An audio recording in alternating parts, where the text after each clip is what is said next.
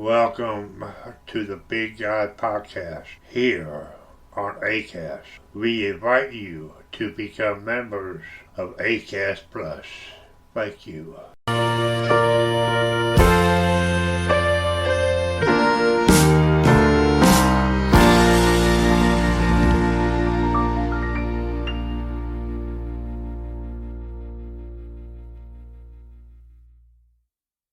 Hello. Thank you for joining us today. We are really glad you are here. Please sit back and open your hearts. Here's Jim, your host of Time Out with Jim. So, let's get started. Today we are going to talk about OCD, which stands for Obsessive Compulsive Disorder. It is a mental disorder in which a person has certain thoughts repeatedly called obsession or feels the need to perform certain routines repeatedly called compulsion to an extent which generates distress or impairs general functioning. The person is unable to control either the thoughts or activities for more than a short period of time. Common compulsions include hand washing, counting of things. With me, that's what I do. I count stuff like tiles, steps that I take, and checking to see if a door is locked. These activities occur to such a degree that the person's daily life is negatively affected, often taking up more than an hour a day. Most adults realize that the behaviors do not make sense. The condition is associated with tic, anxiety disorder, and an increased risk of suicide. The cause is unknown. There appear to be some genetic components with both identical trends more often affected than both non-identical. Treatment involves psychotherapy, such as cognitive behavior therapy, and sometimes antidepressants, such as selective serotonin reuptake inhibitors or clomipramine, CBT for short, or OCD, involves increasing exposure to what causes the problem while not allowing the repetitive behavior to occur. Contrary to this, metacognitive therapy encourages the ritual behaviors as to alter the relationship to one's thought about them, while CBT appears to work well as SSRIs. It has greater side effects and thus is typically reserved as a second-line treatment. Atypical antipsychotics may be useful when used in addition to an SSRI in treatment-resistant cases, but are also associated with an increased risk of side effects. With treatment, this condition often lasts decades. OCD affects about 2.3% of people at some point in their lives, while rates during any given year are about 1.2%. It is unusual for symptoms to begin after the age of 35, and half of people develop problems before 20. Males and females are affected about equally, and it occurs worldwide. The phrase obsessive compulsive is sometimes used in an informal manner unrelated to OCD to describe someone as being excessively meticulous, perfectionistic, absorbed, or otherwise fixated. OCD can present with the wide variety of certain groups of symptoms usually occur together. These groups are sometimes viewed as dimensions or clusters that may reflect an underlying process. The standard assessment tool for OCD, these symptoms fit into 3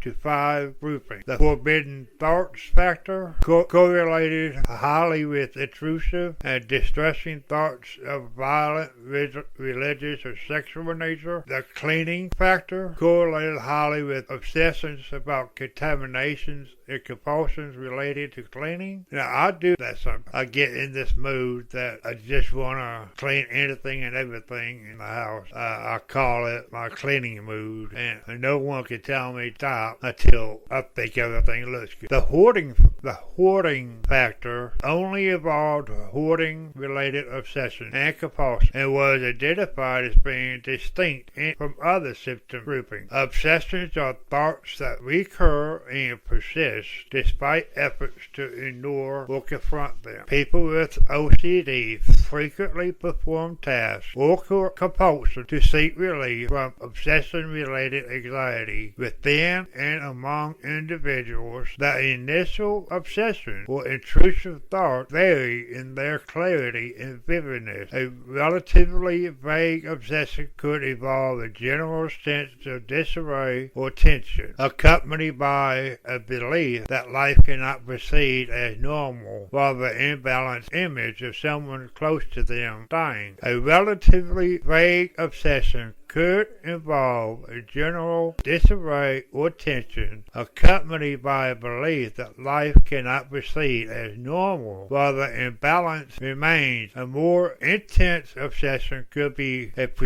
preoccupation with the thought or image of someone close to them dying, or intrusions related to relationship rightness. Other obsessions concern the possibility that someone or something other than oneself, such as God, the devil, or disease, will harm either the person with OCD or the people or things that the person cares about. Other individuals with OCD may experience the sensation of invisible protrusions emanating from the body, or have the feeling that inanimate objects are installed. People with OCD may attach extraordinary significance to the thoughts. For example, obsessive fears about sexual orientation can appear to the person with OCD, and even to those around them, as a crisis of sexual identity. The doubt that accompanies OCD leads to uncertainty regarding whether one might act on the troubling thought, resulting in self-criticism or self-loathing. Most people with OCD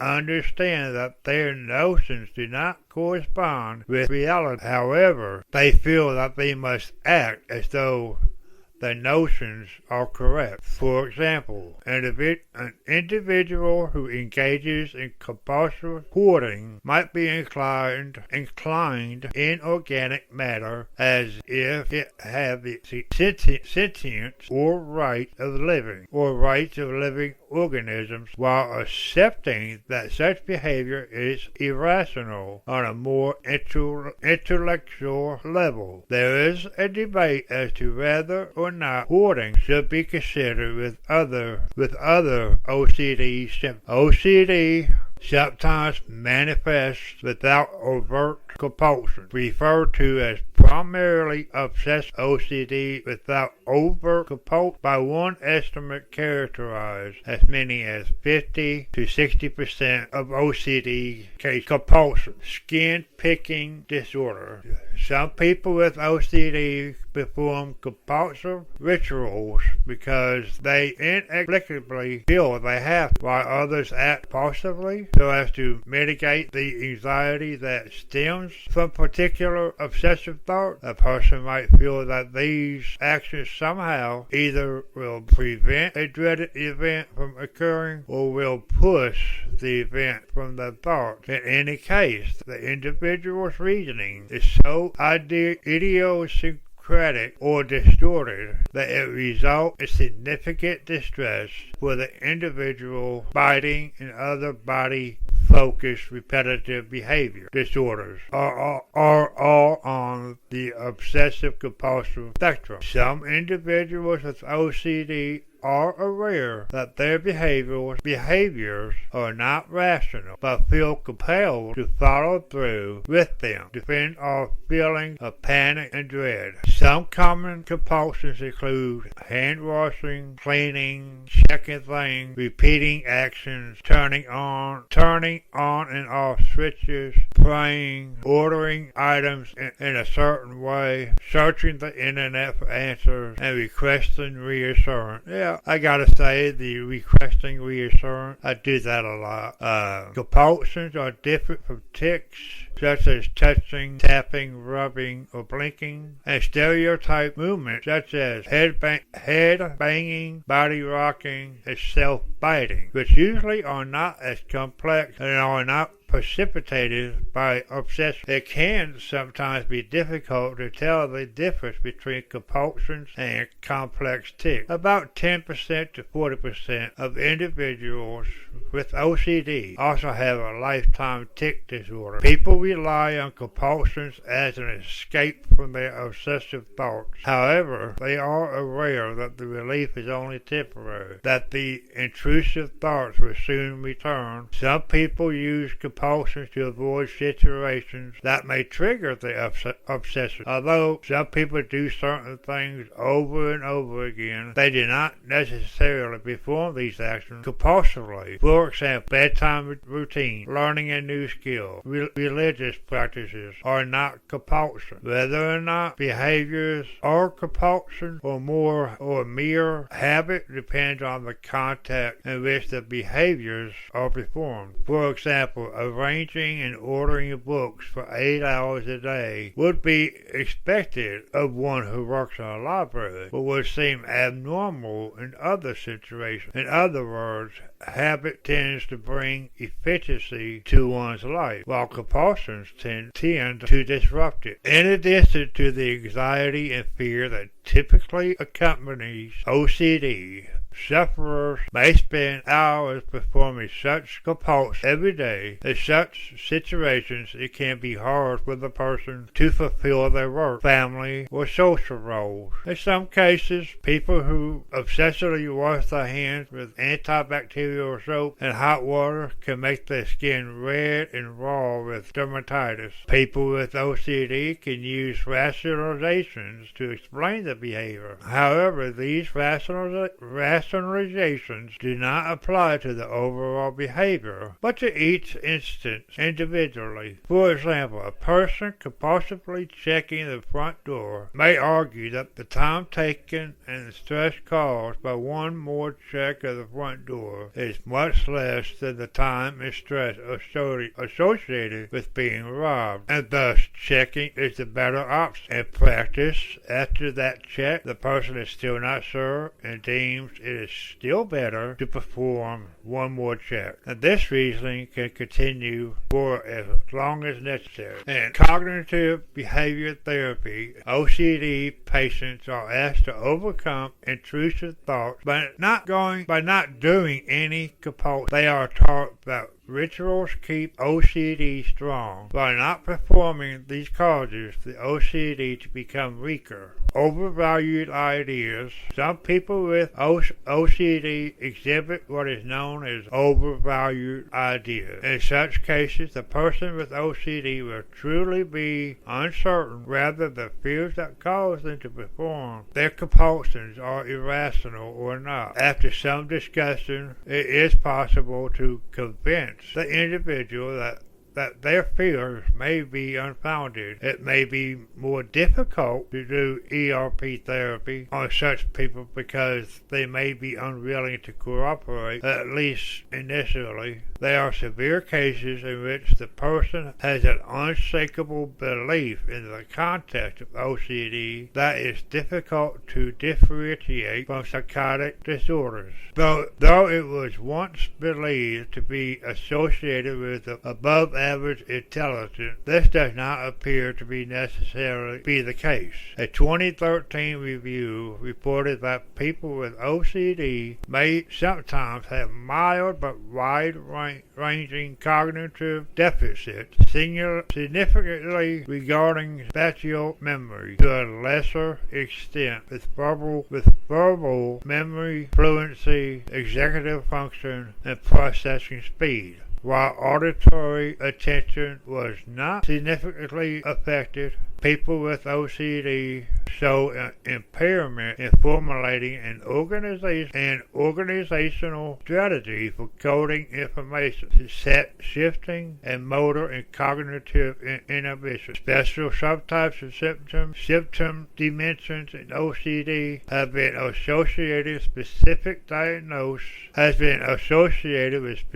cognitive deficiencies. Cognitive deficit, for example, the results of one meta-analysis comparing washing and checking symptoms reported that the washers outperformed checkers on 8 out of 10 cognitive tests. The symptoms dimension of contamination and cleaning may be associated with higher scores on tests of inhibition and verbal memory. Approximately 1 to 2% of children are affected by OCD. OCD symptoms tend to develop more frequently in children that are 10 to 14 years age, with males displaying symptoms at an earlier age and a more severe level than females. In children, symptoms can be grouped into at least 4 types. Individuals with OCD have been found to be affected by delayed sleep phase syndrome at a substantially higher rate than the general public. However, severe OCD symptoms are consistently associated with greater sleep disturbance, reduced total sleep time, and sleep deficiency have been observed. People with OCD, which delayed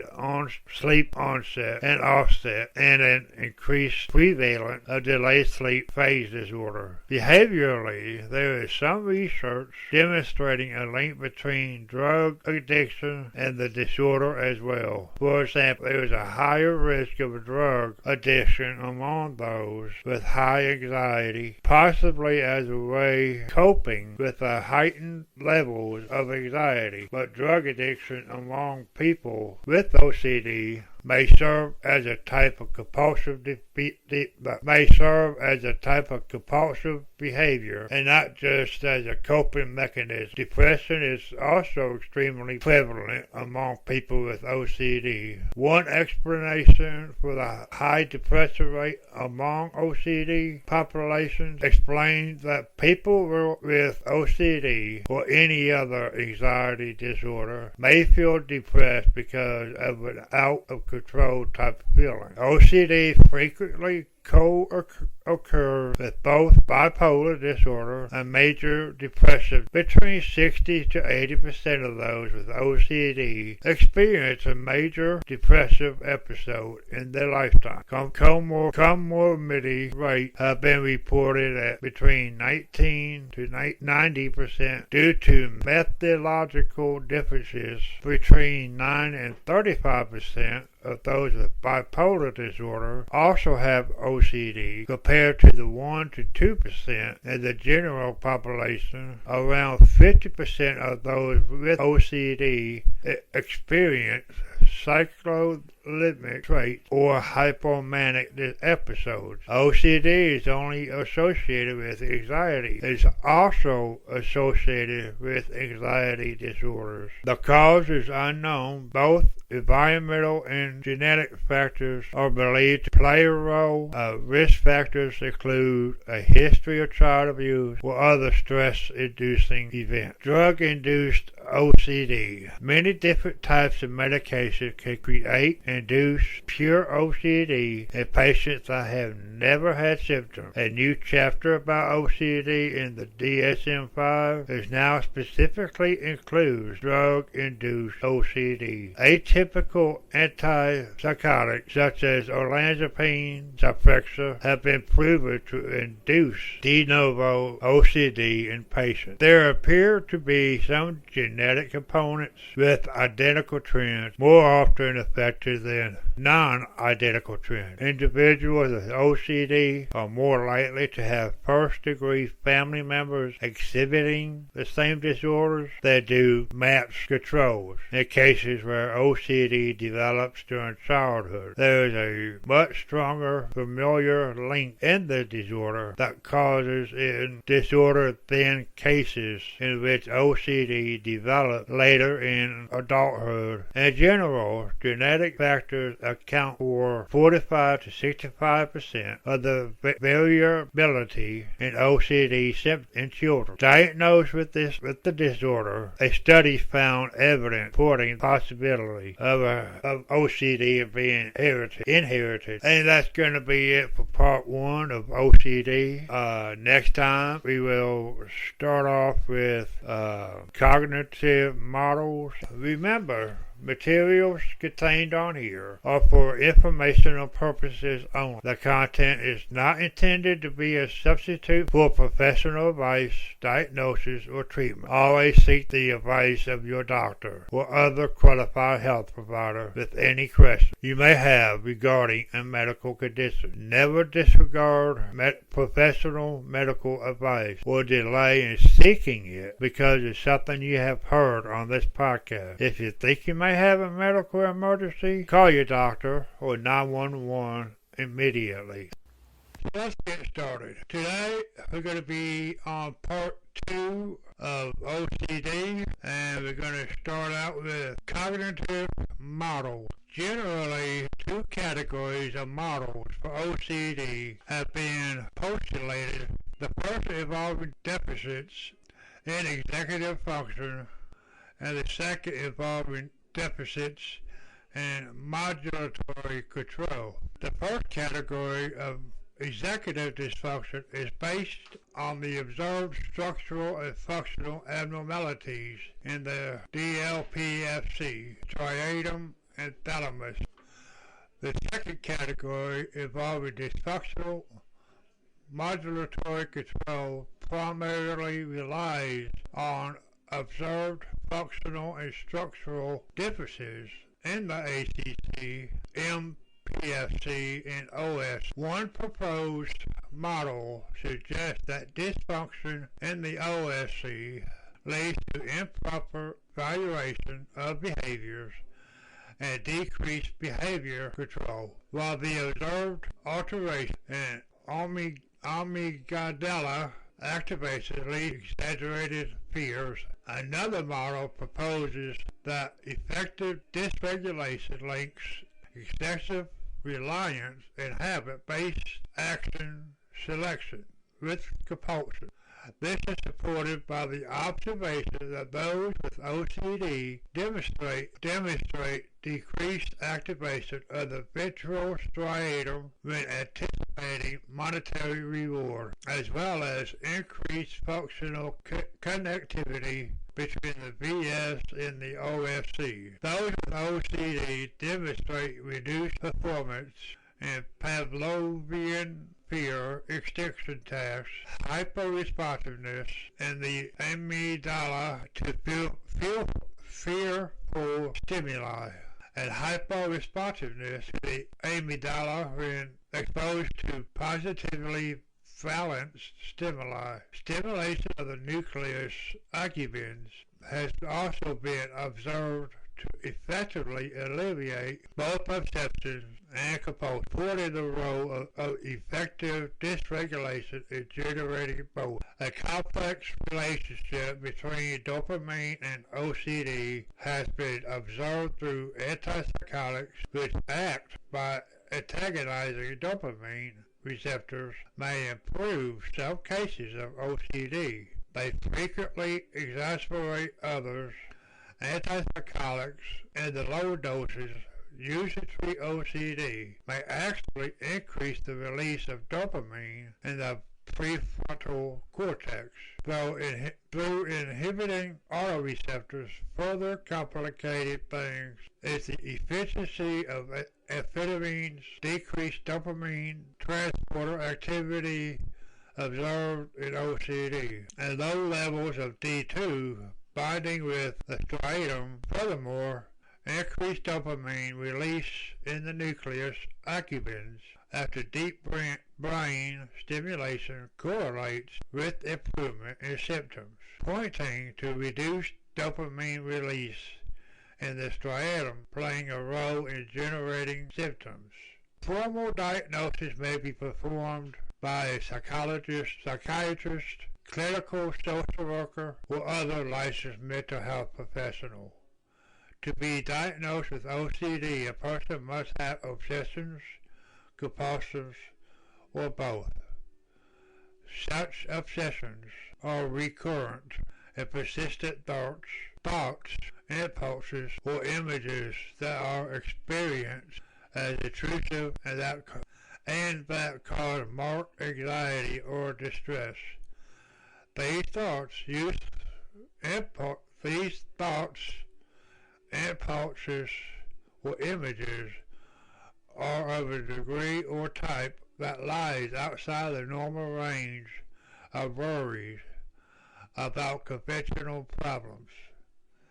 A person may attempt to ignore or suppress such obsessions or to neutralize them with some other thought or action, and will tend to recognize the obsessions as irrational. Compulsions become clinically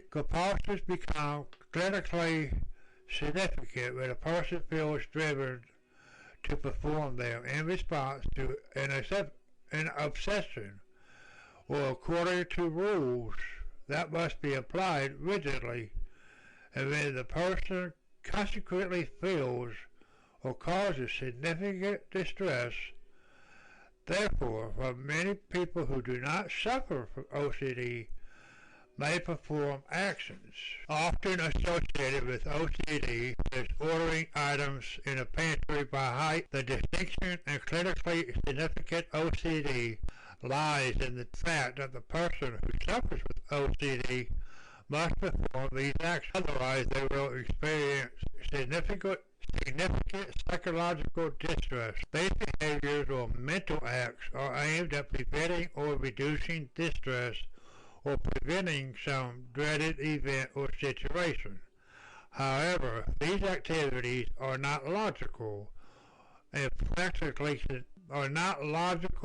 practical connected to the issue, or they are excessive. In addition, at some point during the course of the disorder, the individual must realize that their obsessions or compulsions are unreasonable or excessive. The obsessions or compulsions must be time-consuming, taking up more than 1 hour per day, or cause impairment in social, occupational, or scholastic functioning. It is helpful to quantify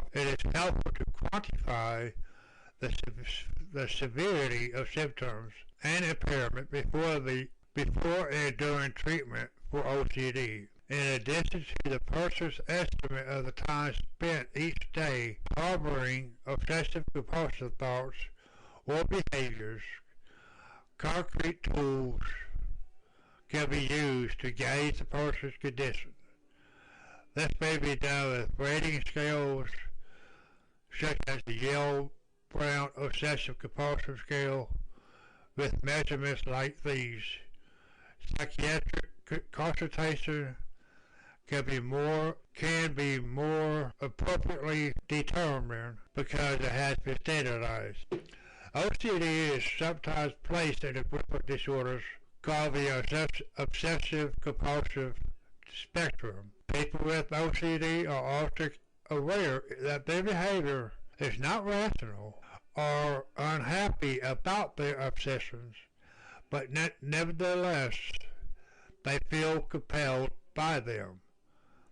By contrast, people with OCPD are not aware of anything abnormal. They will readily explain why their actions are rational. It is usually impossible to convince them otherwise, and they tend to derive pleasure from their obsessions or compulsions. A form of psychotherapy called cognitive behavior therapy, CBT, and psychotropic medications are first-line treatments for OCD. Other forms of psychotherapy, such as psychodynamic and psychoanalysis, may help in managing some aspects of the disorder, but the American Psychiatric Association noted a lack of controlled studies showing the effectiveness in dealing with the core symptoms of OCD. One exposure of ritual prevention activity would be to check the lock only once and then leave. The specific technique used in cognitive behavior therapy is called exposure and response prevention, or ERP, which involves teaching the person to deliberately come into contact with the situations that trigger the obsessive thoughts and fears, exposure, without carrying out the usual compulsive acts associated with the obsession, response prevention, thus gradually learning to tolerate the discomfort and anxiety associated with not performing the ritualistic behavior. At first, for example, someone might touch something only very mildly contaminated, such as a tissue that has been touched by another tissue, that has been touched by the end of a toothpick, that has been touched by a book that came from a contaminated location, such as a school. That is the exposure. The ritual prevention is not washing. Another example might be leaving the house and checking the lock only once, without going back and checking again. The person fairly quickly habituates to the anxiety-producing situation and discovers that the anxiety level drops considerably. They can progress to touching something more contaminated or not checking the lock at all, again, without performing the ritual behavior of washing or checking. It has generally been accepted that psychotherapy in combination with psychiatric medication is more effective than either option alone. The medicine. A blister pack of clomipramine,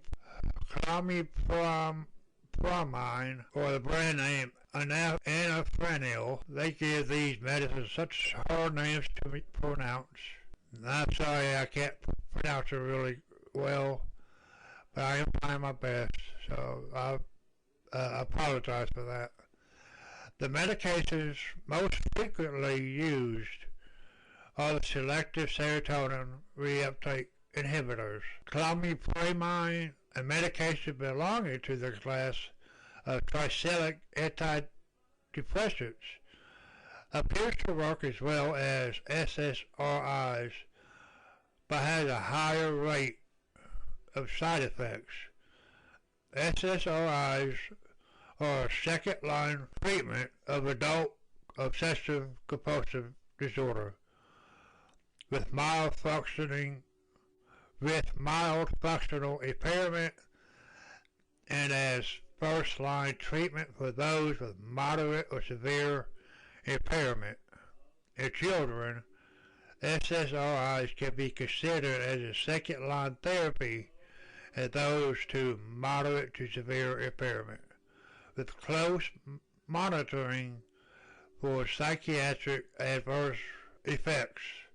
SSRIs are efficacious in the treatment of OCD. People treated with SSRIs are about twice as likely to respond to treatment as those treated with placebo. Efficacy has been demonstrated both as short-term treatment and in discontinuation trials with durations of 28 to 52 weeks. The procedures. Electroconvulsive therapy has been found to have effectiveness in some severe and refractory cases. Surgery may be used as a last resort in people who do not improve with other treatments. In this procedure, a surgical lesion is made in the area of the brain. In one study, 30% of participants benefited significantly from this procedure. Deep brain stimulation and vagus nerve stimulation are possible surgical options that do not require destruction of brain tissue. In the United States, the Food and Drug Administration approved deep brain stimulation for the treatment of OCD under a humanitarian device exemption, requiring that the procedure be performed only in a hospital with a specialist qualification to do so. In the United States, psychosurgery for OCD is a treatment of last resort and will not be performed until the person has failed several attempts at medication at the full dosage with augmentation and many months of intensive cognitive behavior therapy with exposure and visual response prevention. Likewise, in the UK, psychosurgery cannot be performed unless a course of treatment from a suitable qualified cognitive behavior specialist has been carried out. Children. Therapeutic treatment may be effective in reducing ritual behaviors of OCD for children and adolescents, similar to the treatment of adults with OCD.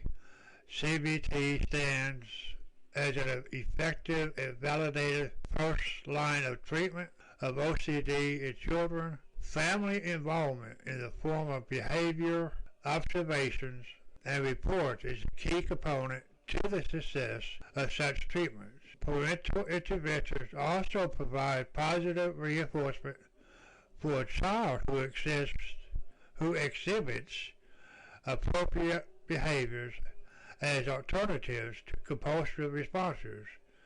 And a recent meta-analysis of evidence-based treatment of OCD in children, family-focused individual CBT was labeled as probably efficacious, establishing it as one of the leading psychosocial treatments for youth with OCD.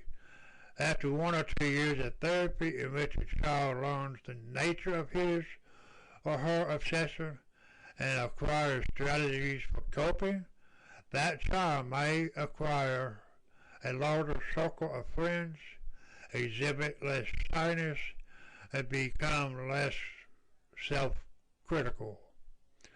Although the causes of OCD in the younger age groups range from brain abnormalities to psychological preoccupations, life stress such as bullying and traumatic familial deaths may also contribute to childhood cases of OCD, and acknowledging these stresses can play a role in treating the disorder. OCD affects about 2.3% of people at some point in their life. Rates given rates during a given year are about 1.2%, and it occurs worldwide, It is unusual for symptoms to begin after the age of 35, and half of people develop problems before 20. Males and females are affected about equally. Prognosis.